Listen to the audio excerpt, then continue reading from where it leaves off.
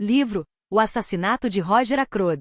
Autora: Agatha Christie. Capítulo 1. Enquanto o Dr. Shepard almoçava. Mr. Ferrars morreu na noite de quinta-feira, de 16 para 17 de setembro. Foram chamar-me às 8 horas da manhã de sexta-feira, 17. Nada havia a fazer, estava morta havia algumas horas.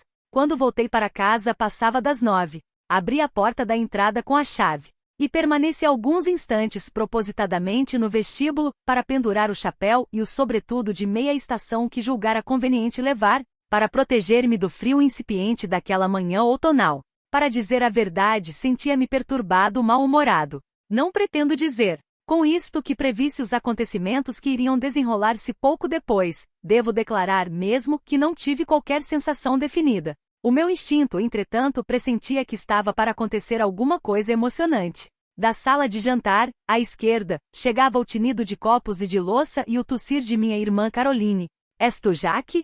Perguntou. Pergunta inteiramente inútil. Quem havia de ser? Era minha irmã a causa daquela demora na antecâmara. Conta Kipling que o lema das doninhas na Índia é: corre e descobre. Se tivesse de aconselhar Caroline a adotar uma divisa, seria, sem dúvida, esta com uma doninha rampante, mas sem a primeira parte. Caroline consegue realizar qualquer investigação, permanecendo tranquilamente em casa. Não sei como faz, sei porém que o consegue sempre. Tenho uma vaga desconfiança de que a criadagem e os fornecedores constituem as suas fontes de informações. Quando sai, não é para colher notícias, mas para difundi-las, e também nisto se revela de uma perícia admirável. Era precisamente essa última particularidade do seu caráter que me mantinha suspenso num estado de viva incerteza.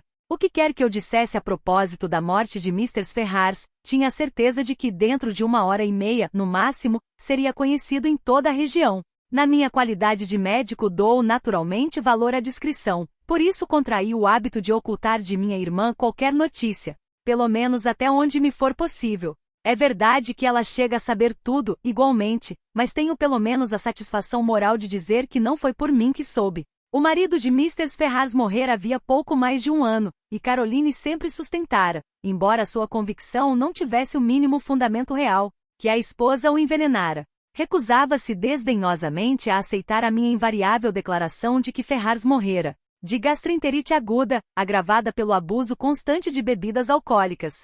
Concordávamos em que os sintomas da gastroenterite e os do envenenamento arsenical se assemelham, mas minha irmã alicerçava suas acusações em argumentos bem diversos.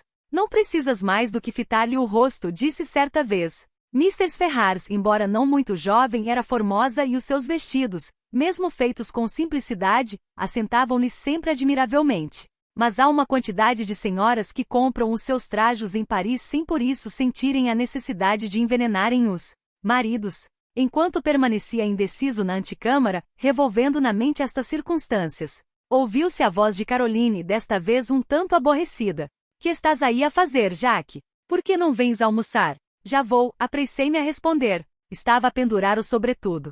A esta hora já tinhas tempo de pendurar meia dúzia. Pura verdade, não podia deixar de conceder-lhe razão. Entrei na sala de jantar e depois de dar-lhe a habitual palmadinha no rosto, sentei-me diante do prato de ovos que estava na mesa. Os ovos já estavam frios.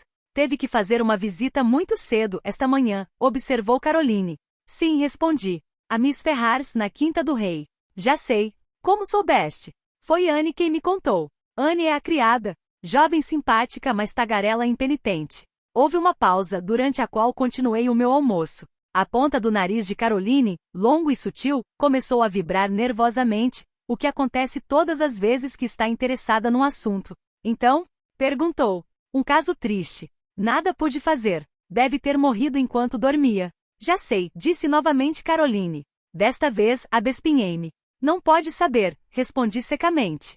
Eu próprio não sabia antes de lá chegar e ainda não o contei a ninguém. Se a tagarela da Anne sabe, então é porque adivinha. Não foi Anne quem contou. Foi o leiteiro, que soube do caso pela cozinheira da casa Ferrars. Como já disse, não é necessário que minha irmã saia para caçar notícias.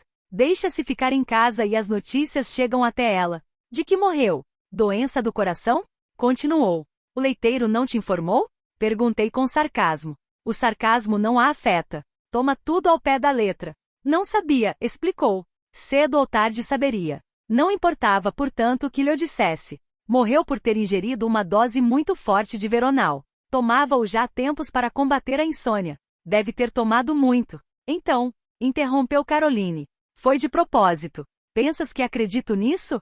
Estranho. Quando alguém tem uma convicção íntima e secreta que não quer admitir nem para si. Mesmo se acontece que outro a descobre, pode ter-se a certeza de que procurará negá-la. Energicamente. Foi por isso que investi contra minha irmã, com os mais vivos protestos.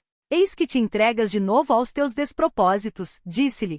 Por que motivo havia Miss Ferrars de atentar contra a própria vida? Viúva, ainda regularmente jovem, em boas condições financeiras, com boa saúde, nada mais tinha a fazer do que viver alegremente e gozar a vida. É absurdo o que dizes. Mas tu também deves ter notado que ultimamente estava muito diferente. Essa mudança já faz 6 meses. Parecia atormentada por um pesadelo. E acabas de dizer que não podia dormir. Qual é então o teu diagnóstico? Perguntei friamente. Talvez um enredo amoroso que terminou mal. Caroline sacudiu a cabeça. Remorsos. Exclamou com ênfase. Remorsos. Certamente. Não quiseste acreditar-me, quando te dizia que ela envenenara o marido. Agora estou mais do que convencida. Mas que lógica há em tudo isto? Observei. Se essa mulher tivesse praticado o que dizes, estou certo de que lhe não faltaria o sangue frio necessário para gozar os frutos. Sem se abandonar a essa fraqueza sentimental que é o remorso. Caroline sacudiu de novo a cabeça. Talvez existam mulheres com tal qualidade, mas Miss Ferrars não era desse tipo. Só tinha nervos. O instinto irresistível arrastou-a a desembaraçar-se do marido, porque era uma dessas naturezas que não podem suportar qualquer sofrimento. E podes ter a certeza de que a mulher de um homem como Arthur Ferrars deve ter sofrido, e não pouco. Concordei. E depois da morte do marido, deve ter vivido na obsessão do crime praticado. Coitada, não posso deixar de compadecer-me dela. Não creio que minha irmã tenha experimentado um sentimento de comiseração pela senhora Ferrars, enquanto ela vivia. Agora, porém, encontrava-se num mundo em que não se usam as modas e os figurinos de Paris. E Caroline sentia-se disposta a deixar-se vencer pelos mais brandos sentimentos de piedade e de indulgência. Disse-lhe que as suas suposições eram absurdas. E insisti com mais firmeza pelo próprio fato de sentir-me forçado a admitir, em parte, o que ela dizia. Mas não queria que chegasse a descobrir a verdade baseando-se apenas em hipóteses e em interrogações. Não pretendia, de modo algum, encorajar aquele seu modo de proceder. Tinha certeza de que iria expor pela vila as suas conjecturas, e todos ficariam julgando que se baseava em dados e informes médicos fornecidos por mim. Infelizmente, a vida reserva-nos muitas amarguras. Dizes que as minhas palavras são absurdas, prosseguiu, respondendo às minhas críticas. Verás. Queres apostar em como deixou uma carta em que faz plena confissão? Não deixou carta alguma, respondi secamente sem prever as consequências de semelhante declaração. Ah, então interessaste-te? Creio que no fundo já que pensas como eu. Conheço-te bem. Sabes disfarçar. Não podemos afastar a eventualidade de um suicídio. Afirmei em tom conciliador. Farão um inquérito? É possível. Se puder declarar-me convencido de que o veneno foi ingerido acidentalmente, o inquérito poderá ser dispensado. E estás convencido? Sondou. Não respondi. Abandonei a mesa.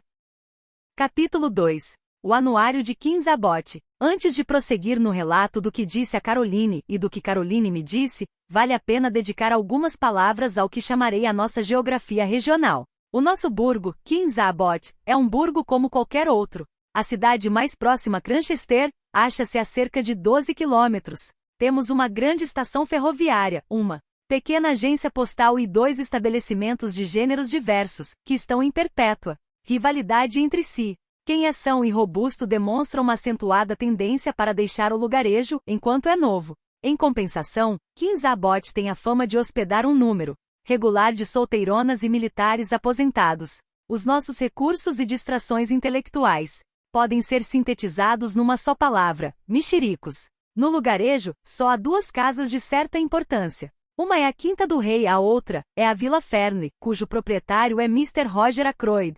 Mr. Ackroyd não pode ser chamado de gentil homem do campo. É um fabricante de rodas para veículos ferroviários, muito feliz nos seus negócios. Tem cerca de 50 anos, rosto corado e modos cordiais. É íntimo do padre, generoso nas subscrições para os fundos da paróquia, embora seja voz corrente que é extremamente sovino nas suas Despesas pessoais, promove jogos desportivos e auxilia os círculos em prol da juventude e dos institutos destinados aos ex-combatentes inutilizados para o trabalho. Em resumo, é a alma à vida do nosso pacífico povoado de Kings Abbott. Quando Roger Ackroyd era novo, aos 21 anos, apaixonara-se por uma linda mulher que tinha 5 ou 6 anos mais do que ele e acabará por casar-se. Chamava-se Patton, era viúva e tinha um filhinho. Os incidentes desse matrimônio foram breves e dolorosos.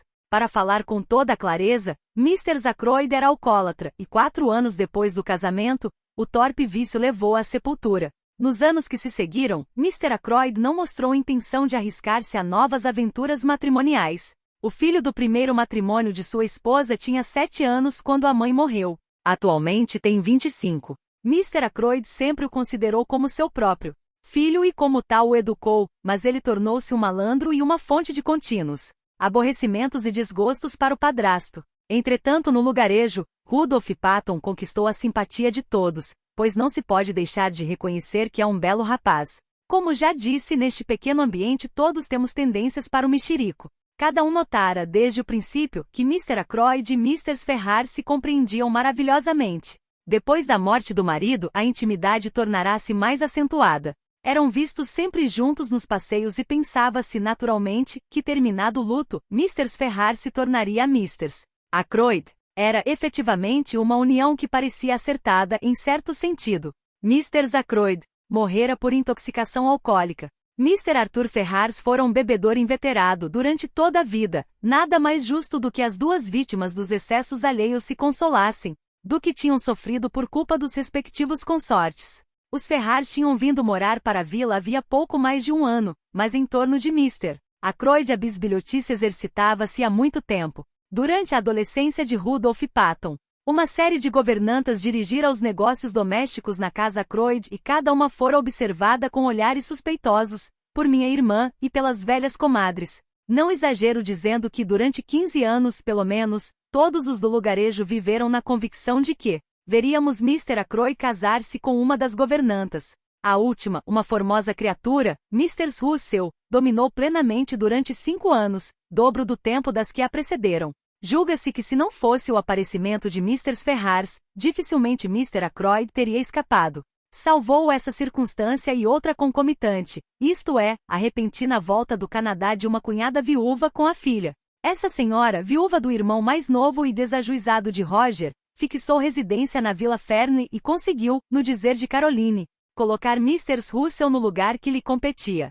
Verdadeiramente não sei o que se pretende dizer com a expressão colocá-la no seu lugar. Parece-me uma frase desagradável e antipática, mas sei que Mr. Russell vive a murmurar e, esboçando um sorriso azedo e forçado, protesta a sua profunda simpatia por aquela pobre Mrs. Ackroyd, obrigada a viver da caridade do irmão de seu marido. O pão da esmola é bastante duro. Não é verdade? Sentir-me-ia muito infeliz se não pudesse trabalhar para o meu sustento. Não sei o que pensava Mr. Ackroyd da atração que havia entre o seu cunhado e Mr. Ferrars, quando isto se tornou conhecido de todos. Naturalmente tinha grande interesse em que ele não se casasse de novo, mas sempre demonstrara uma amabilidade extrema, para não dizer exagerada, para com Mr. Ferrars. Minha irmã explica que isto nada significa. Tais são as nossas preocupações diárias em Kings Abbott, de alguns anos a esta parte. Examinamos e discutimos a figura de Ackroyd e os seus negócios sob todos os aspectos, e Mr.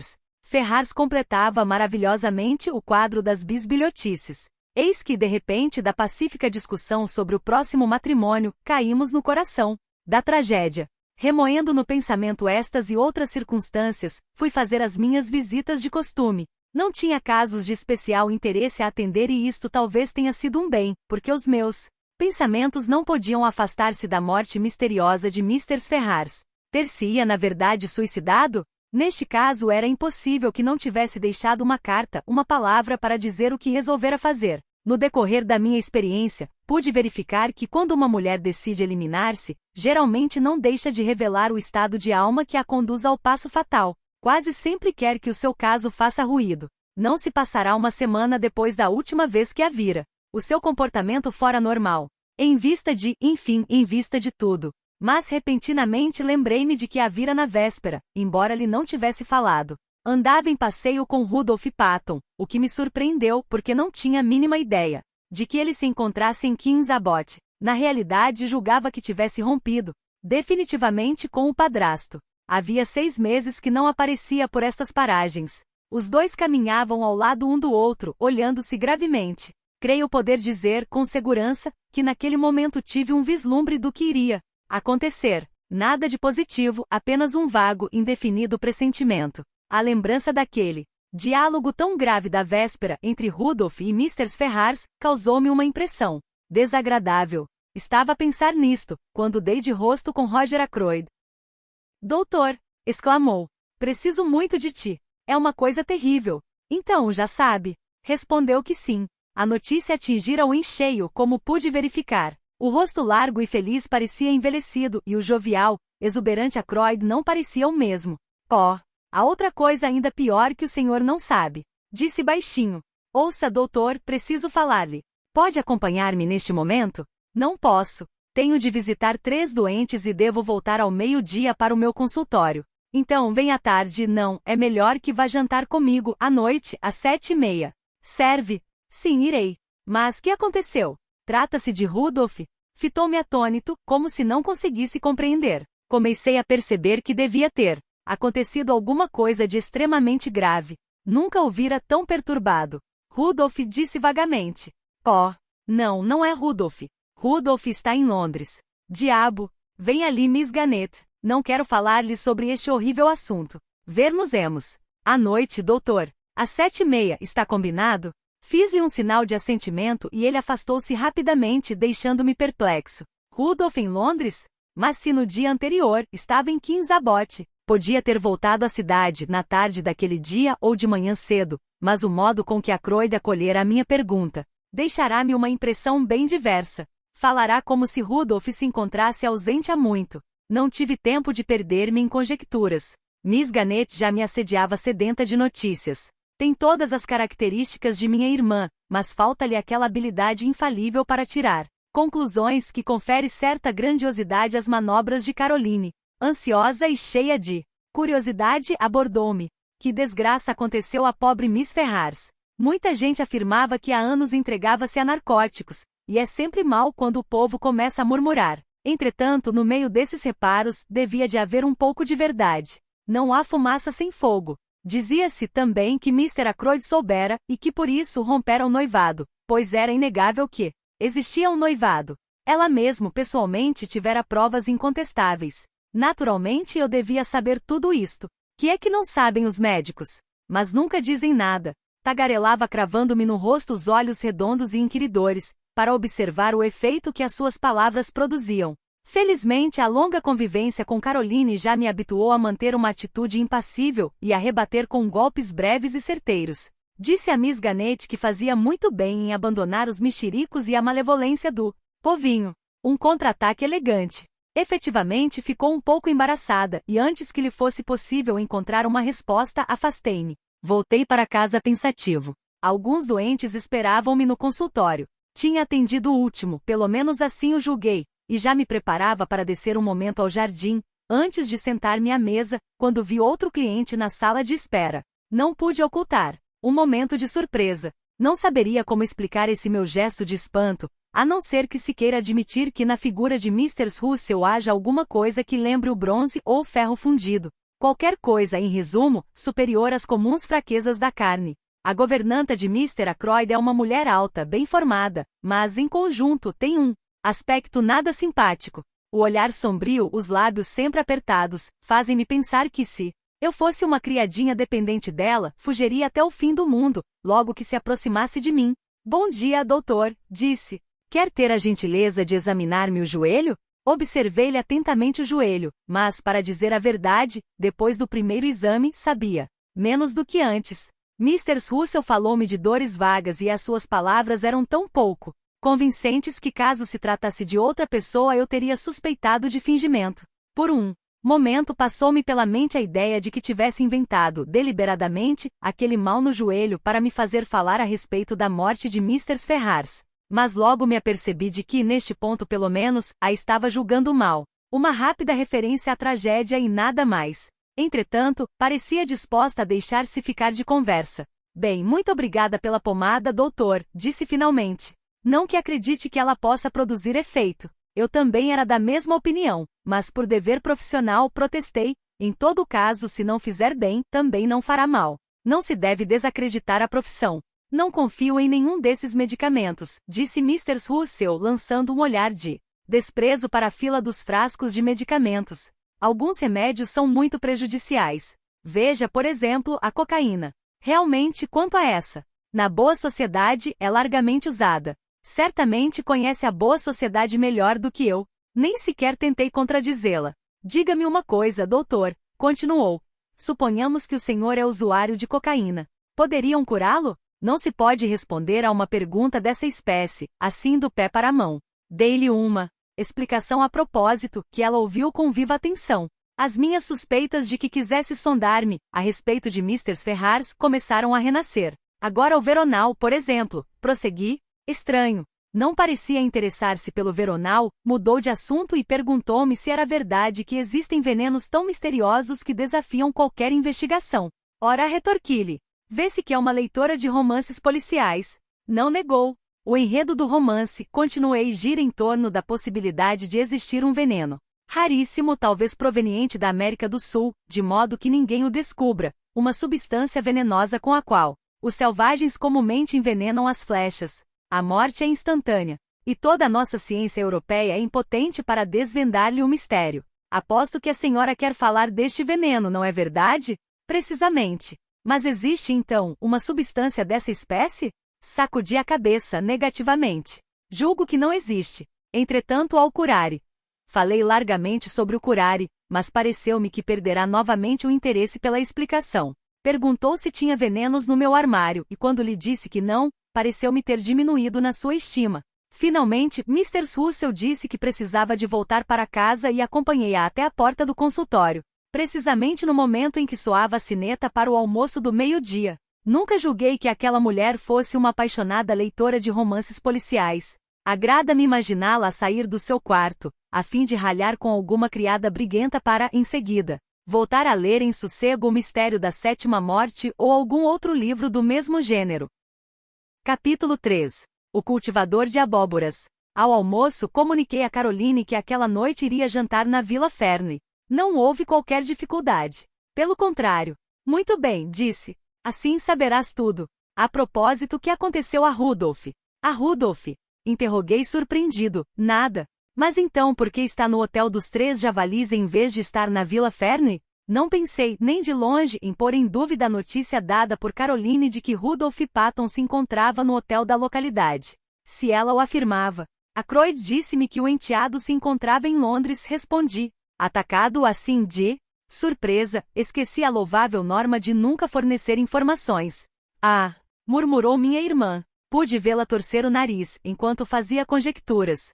Chegou ontem de manhã aos Três Javalis, continuou Caroline, e ainda lá se encontra. Ontem à tarde, esteve em companhia de uma jovem. Não fiquei surpreendido. Duvido que na vida de Rudolph haja uma só noite que não tenha passado em companhia de alguma linda rapariga. O que estranhei foi que ele viesse distrair-se em Kings Abot, em vez de o fazer na metrópole. Era uma das garçonetes? Perguntei. Não, saiu para encontrar-se com ela. Não sei quem seja. Ter de confessar a própria ignorância é uma verdadeira amargura para Caroline. Mas posso adivinhá-lo, continuou sem embaraço. Esperei com paciência. Sua prima, Flora Ackroyd?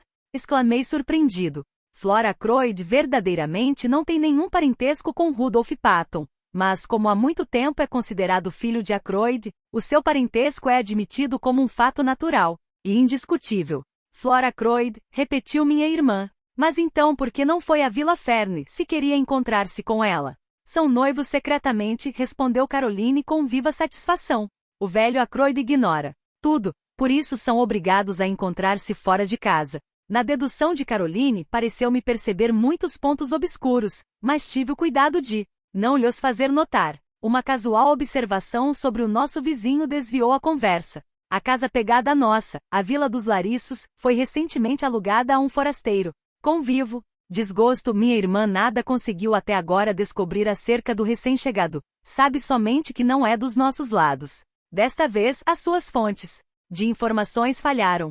Evidentemente, o vizinho deve comprar leite, verduras, carne, e de vez em quando, peixe como todos os mortais, mas nenhum dos fornecedores parece ter conseguido trazer, até ao presente, uma única informação digna de interesse. Parece que o seu nome é Poirot, talvez um nome inverossímil. A única coisa que se sabe é que se ocupa da cultura de abóboras. Mas não é certamente isto que Caroline deseja saber. Ela quer saber de onde vem, que faz, se é casado, quem era, isto é, quem é sua mulher, se tem filhos, qual era o nome de família de sua mãe e assim por diante. Começo a acreditar que quem inventou os passaportes devia ser um tipo do gênero de minha irmã. Ouve Caroline, disse-lhe. Não pode haver dúvida sobre a profissão do nosso vizinho. Deve ser um cabeleireiro que se retirou dos negócios. Não reparaste no seu bigode? Não estava de acordo. Achava que se fosse um cabeleireiro, teria os cabelos ondulados e não lisos. Todos os cabeleireiros os têm assim. Citei o exemplo de alguns cabeleireiros que têm os cabelos lisos, mas Caroline não se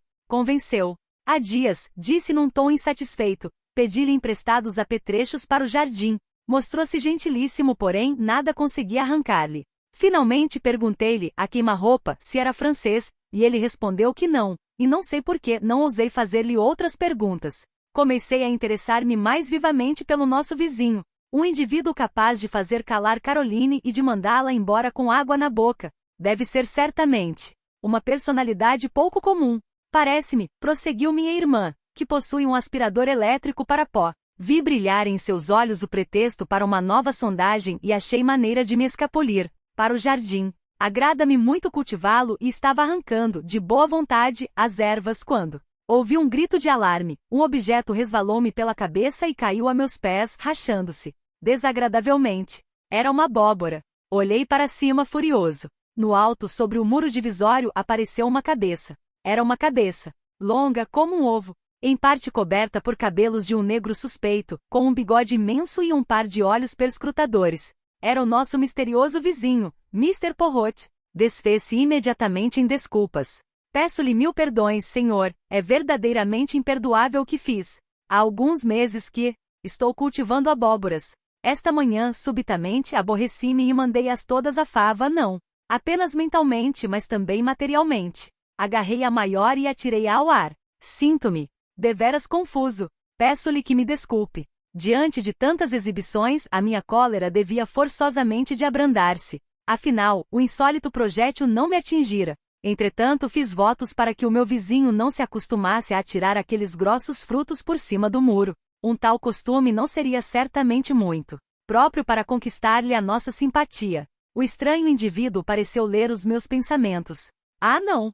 Exclamou. Não se preocupe. Não é meu hábito. Mas será o senhor capaz de imaginar um homem que tenha trabalhado para um determinado objetivo, que se tenha matado de fadiga, esgotando-se para alcançar certo grau de bem-estar e conforto e que, por fim, se surpreenda a pensar, com viva nostalgia, nas velhas ocupações que se julgava tão feliz em poder abandonar? Sim, respondi, medindo as palavras. Parece-me que isso é um destino comum. Eu também, há um ano, tive uma herança. Era o bastante para realizar um velho sonho. Sempre desejei viajar, correr o mundo. Mas, como vê, ainda aqui estou. O meu minúsculo vizinho aprovou com a cabeça. É assim mesmo. Acabamos por ser escravos dos nossos hábitos. Trabalhamos para alcançar um objetivo, e uma vez alcançado começamos a sentir falta das velhas ocupações. Digo a verdade, senhor, o meu trabalho era dos mais interessantes que existem no mundo. Ah, sim? Animei. Por um momento senti-me dominado pelo espírito de Caroline. Estudava a natureza humana, meu caro senhor, confessou ele. A sério. Era evidente que se tratava de um cabeleireiro retirado. Quem conhece os segredos da natureza humana melhor do que um cabeleireiro? Além disso, prosseguiu, tinha um amigo que por muitos anos não se afastou de mim. Embora fosse, às vezes, de uma imbecilidade comovedora, queria-lhe muito. Imagine que até a sua estupidez me era agradável, e ainda sinto a sua falta. A sua ingenuidade, o seu aspecto bonacheirão, o prazer, para mim, de ora diverti-lo, ora surpreendê-lo com as descobertas da minha inteligência superior. São coisas que nem lhe sei dizer como me fazem falta. Morreu? Perguntei com interesse. Não. Vive e próspera, mas no Novo Mundo. Encontra-se na Argentina. Na Argentina? Exclamei com uma ponta de inveja. Sempre desejei muito ir à América do Sul. Suspirei e quando levantei os olhos, observei que Mr. Poirot me fitava com um olhar de simpatia. Pareceu-me um homenzinho esperto e inteligente. Gostaria de ir lá, não é verdade? Perguntou. Meneei a cabeça, suspirando. Teria podido ir há um ano, respondi. Fui um tolo, e mais do que tolo, o dinheiro obcecou-me. Arrisquei o assado pelo cheiro. Compreendo, retorquiu o outro. Começou a especular na bolsa. Melancolicamente confirmei com a cabeça, mas secretamente divertia-me. Aquele minúsculo e ridículo homenzinho estava tão cheio de tranquilidade. Não se trata das ações dos terrenos petrolíferos do Porco-Espinho? Perguntou de repente. Fitei-o surpreso. Acertou, mas por fim decidi-me pelas ações de uma mina de ouro na Austrália Ocidental. O meu vizinho olhava-me com uma estranha expressão que não conseguia interpretar. E o destino, disse por fim. Qual destino? Perguntei-lhe um pouco abespinhado. Que eu tenha de ser vizinho de uma pessoa que toma a sério os terrenos petrolíferos do Porco-Espinho e as minas de ouro da Austrália Ocidental. Diga-me uma coisa, não tem às vezes uma fraqueza entre esses cabelos castanhos? Fitei-o de boca aberta, e ele desatou numa gargalhada. Não, não sou louco. Esteja tranquilo. A minha pergunta era uma pergunta tola, porque, veja, aquele meu amigo de que lhe falei era um rapaz que julgava que as mulheres eram todas boas e que na sua maior parte fossem bonitas. Mas o senhor é um homem amadurecido, um médico. Um homem que conhece a vaidade e a loucura das coisas humanas. Bem, somos vizinhos. Rogo-lhe que aceite a minha mais bela abóbora e presenteie com ela a sua distintíssima irmã. Baixou-se e ergueu um enorme exemplar das suas cucurbitáceas e ofereceu-mo. Aceitei-o com a mesma cordialidade com que me era oferecido. Verdadeiramente, disse-me com alegria, não foi uma manhã perdida. Travei conhecimento com uma pessoa que tem vários pontos de semelhança com o meu distante amigo. A propósito, queria fazer-lhe uma pergunta. O senhor conhece naturalmente todas as pessoas da vila. Quem é aquele lindo rapaz de olhos e cabelos pretos, que anda de cabeça erguida, um pouco jogada para trás e que tem sempre um sorriso simpático nos lábios? A descrição não me deixou indeciso. Deve ser o capitão Rudolph Patton, respondi lentamente. Mora aqui? Não. Há algum tempo que se afastou. É filho, isto é, enteado de Mr. Ackroyd, o dono da Vila Fernley. O meu interlocutor fez um leve gesto de impaciência. Já devia tê-lo adivinhado. Mr. Ackroyd já me falou. Conhece Mr. Ackroyd? Perguntei, um pouco surpreso. Mr. Ackroyd conheceu-me em Londres quando lá estive a trabalhar. Pedi-lhe que nada dissesse aqui sobre a minha profissão. Ah! Exclamei, divertindo-me com aquele seu ar de importância. Mas ele prosseguiu, imperturbável com um sorriso de superioridade.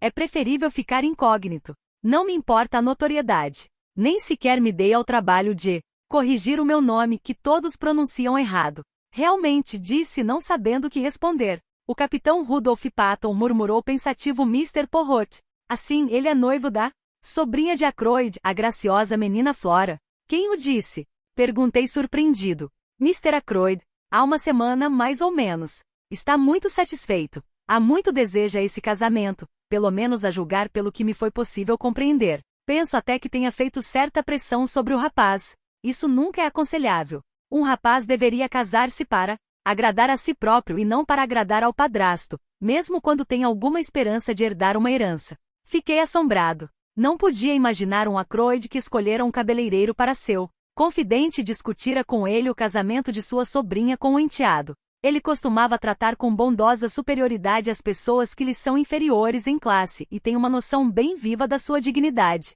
Comecei a pensar que afinal Mr. Poirot poderia não ser cabeleireiro. Para ocultar a minha confusão, disse a primeira coisa que me passou pela cabeça.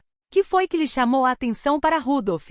Talvez a sua singularidade? Não, embora como inglês seja realmente um belo rapaz, há nele qualquer coisa que não cheguei a compreender. Pronunciou estas últimas palavras com um ar pensativo, que produziu em mim uma impressão indefinível. Era como se julgasse o rapaz com um critério recôndito de que eu não podia partilhar. Deixei-o sob aquela impressão por ter ouvido minha irmã chamar-me. Entrei em casa. Caroline tinha o chapéu na cabeça. Era evidente que voltava da vila. Começou. Sem preâmbulos. Encontrei Mr. Ackroyd. Ah, sim? Exclamei. Fiz ele parar naturalmente, mas mostrava-se muito apressado e queria escapar-se. Não podia ser de outro modo. Devia ter experimentado por Caroline o mesmo sentimento que, algumas horas antes, me inspirara Miss Gannett com a agravante de que minha irmã não se dá por vencida tão facilmente. Perguntei-lhe logo pelo enteado, o Rudolf, e ele ficou estupefato. Não queria acreditar que o rapaz se encontrasse aqui. Disse-me logo que estava enganada. Eu enganar-me? É ridículo, interrompi. Vê-se que não te conhece bastante. Depois disse-me que Rudolf e Flora são noivos. Já sabia, respondi com certo orgulho.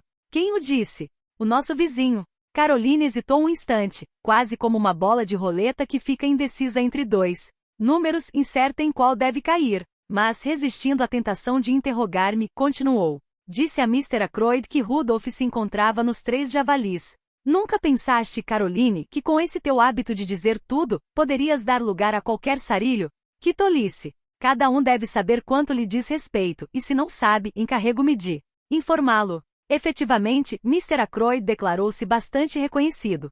Está bem, concedi, compreendendo que estava para ouvir qualquer coisa interessante. Parece-me que foi diretamente aos 3 Javalis, de qualquer modo se foi, não encontrou Rudolf. Ah, não, porque quando voltei passando pelo bosque. Voltaste passando pelo bosque? Caroline corou. Estava um dia tão lindo, exclamou. Pensei em dar uma volta. Nesta estação, os bosques são pitorescos com suas tintas outonais. Minha irmã nunca ligou a menor importância a um bosque, em qualquer estação que fosse. Habitualmente não os considera mais do que lugares úmidos e desagradáveis. Se não for a insaciável curiosidade, nada a arrastaria até lá. O bosque é o único lugar próximo de Kings Abbot em que se pode falar com uma jovem sem se ser visto pela população inteira. Além disso, é próximo do jardim da Vila Fernley. Bem, disse-lhe, continua. Como dizia, atravessava o bosque quando ouvi 2 vozes. Pausa. Então, uma era de Rudolf, reconheci-a imediatamente, a outra era de uma mulher. Bem, não queria ficar a ouvir. Naturalmente motejei, embora soubesse que para minha irmã, o sarcasmo era letra morta. Entretanto, não pude deixar de ouvir, sem ser vista. A rapariga que estava com Rudolf disse alguma coisa. Não pude perceber bem do que se tratava, e ele respondeu muito irritado, pelo menos assim parecia. Não vês, querida, que é claro como água que o velho quer mandar-me. Embora sem dinheiro algum, há muito que está farto de mim. Basta qualquer coisa para que estoure. E precisamos de dinheiro, não o esqueças. Ficarei muito rico quando o velho for para o outro mundo. É sovino, mas garanto-te que é podre de rico. Não quero que mude o testamento. Deixa tudo ao meu cuidado e não te preocupes. Estas foram precisamente as suas palavras. Lembro-me, uma por uma. Infelizmente, nesse momento, coloquei o pé sobre um ramo seco e eles baixaram a voz e afastaram-se lentamente. Como não podia acompanhá-los, não pude ver a rapariga. Que pena, comentei. Estou certo, porém, de que foste até aos 3 Javalis, fingiste sentir-se mal, entraste no bar e tomaste um conhaque para verificar se lá estavam as 2 garçonetes. Não era uma garçonete, respondeu Caroline, sem hesitação. Creio, porém, isto é, estou quase certa de que era Flora Ackroyd, somente. Não condiz. Mas se não era Flora, quem podia ser? Rapidamente minha irmã passou em revista os nomes das raparigas que moram nos arredores, medindo as razões pró e contra. Quando parou para tomar fôlego, murmurei qualquer coisa a propósito de um doente e saí. Propusera-me ir aos 3 Javalis. Aquela hora, Rudolf devia estar de volta. Conhecia-o muito bem, talvez melhor do que qualquer outro, em Kings Abbot, pois conhecera sua mãe antes de ele ter nascido. Por isso sabia a seu respeito coisas que teriam embaraçado outras pessoas. Podia-se considerá-lo, até certo ponto, vítima da hereditariedade. Não herdara de sua mãe a tendência para o bem, mas dela receberá uma fraqueza inata. Como declarara o meu novo vizinho, era um belo rapaz. Alto com cerca de 1,90 m de proporções perfeitas, tinha a calma e a graça natural de um atleta, era moreno como sua mãe, e o rosto bronzeado pelo sol estava sempre pronto a expandir-se num sorriso. Era dessas criaturas que parece terem nascido para seduzir sem esforço e sem afetação. Gozador e perdulário. Não se sujeitava a coisa alguma e a ninguém, contudo, era extremamente simpático e os seus amigos atirar-se-iam ao fogo por ele. Chegado aos 3 Javalis, perguntei por ele e soube que acabará de chegar. Subi ao seu quarto e entrei sem me fazer anunciar. Por um instante, lembrando quando vira e ouvirá, fiquei na dúvida de como me receberia, mas as minhas apreensões eram infundadas. Como? É o doutor? Muito satisfeito por vê-lo. Caminhou para mim, estendendo-me a mão com um sorriso luminoso no semblante, e prosseguiu. A única pessoa a quem tenho o prazer de ver neste maldito lugarejo. Que mal lhe fez a vila? Soltou uma gargalhada forçada. Oh, A história é longa para ser contada. Os meus negócios não vão bem, doutor. Aceita um cálice? Agradeci. Tocou a campainha e deixou-se cair numa poltrona. Sem exagero, disse com tristeza, acho-me numa tremenda embrulhada. Para dizer a verdade, não sei como me sairei desta. Que há? Perguntei com solicitude. É aquele pateta do meu padrasto. Que lhe fez? Não é o que até agora fez que me preocupa, é o que provavelmente fará. O criado atendeu a chamada e Rudolf pediu bebidas. Depois de ele se ter afastado, o rapaz apoiou os cotovelos nos braços da poltrona e franziu as sobrancelhas. É verdadeiramente uma coisa séria? Aventurei. Confirmou. Na verdade, não sei o que acontecerá. Continuou. Se puder fazer alguma coisa por ti, propus cautelosamente. Muito obrigado, doutor, mas o senhor não pode entrar neste assunto. Tenho de agir sozinho. Ficou um momento em silêncio, depois repetiu num tom levemente mudado. Sim, devo agir sozinho.